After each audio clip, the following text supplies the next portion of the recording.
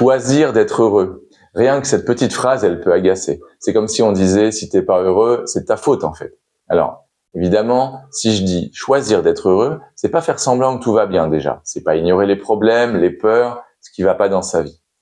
La CNV, elle m'a appris quelque chose de très important. On a un espace de choix. Pas sur tout ce qui nous arrive, évidemment, mais sur le regard qu'on pose sur ce qu'on vit, sur la manière de le vivre, sur les pensées, orienter nos pensées par rapport à notre vécu. Tu te rappelles peut-être de ma vidéo « Être heureux ou avoir raison ». De par notre culture, notre apprentissage, et peut-être particulièrement pour nous les hommes, parce qu'on a l'impression que la société attend de nous, on se focalise sur avoir raison, avoir le dernier mot, le meilleur argument. Tu peux aller voir ou revoir cette vidéo, tu peux déjà faire un vrai choix de laisser tomber l'envie prioritaire d'avoir raison. Et dans cette vidéo, je vais aller un peu plus loin. Il y a aussi le regard qu'on porte vers ce qui nous arrive. J'ai envie de citer le cas d'une personne que je connais, qui malheureusement pour elle, a une habitude particulière. Repérer ce qui va pas. Le resto, trop bruyant. Les vacances, trop chaud, trop de monde. Les nouveaux voisins, pas assez souriants. Toujours aimer, toujours voir ce qui va pas. Avec le temps, j'ai réalisé que c'était pas juste une habitude de langage. C'est comme un choix de regard, un choix de priorité, un regard orienté vers le verre à moitié vide. Bien sûr, c'est légitime de parler de ce qui va pas. Il y a des besoins pas nourris.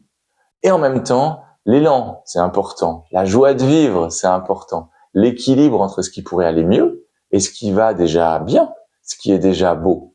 Choisir d'être heureux, c'est pas dire que tout est parfait. C'est choisir de bien voir ce qui est déjà là, ce qui fonctionne, tous les besoins importants qui sont déjà nourris.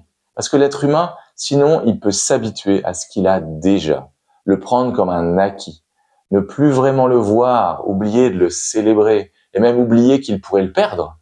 Alors, en profiter complètement, puisque c'est là pour l'instant. Cette minute qu'on a à vivre maintenant, elle se reproduira jamais. Comment je la vis?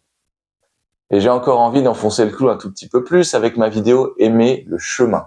Ben oui, franchement, autant pas attendre d'être arrivé pour être heureux. Autant essayer d'être heureux dès aujourd'hui, dès maintenant, sans attendre que tout soit réglé, aligné, sécurisé.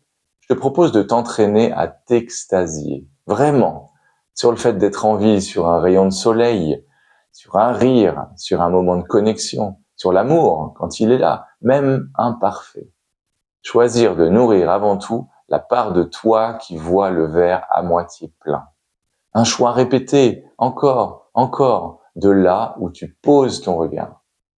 Voilà, si cette vidéo t'a plu, volontiers un like ou un partage et à bientôt. Salut!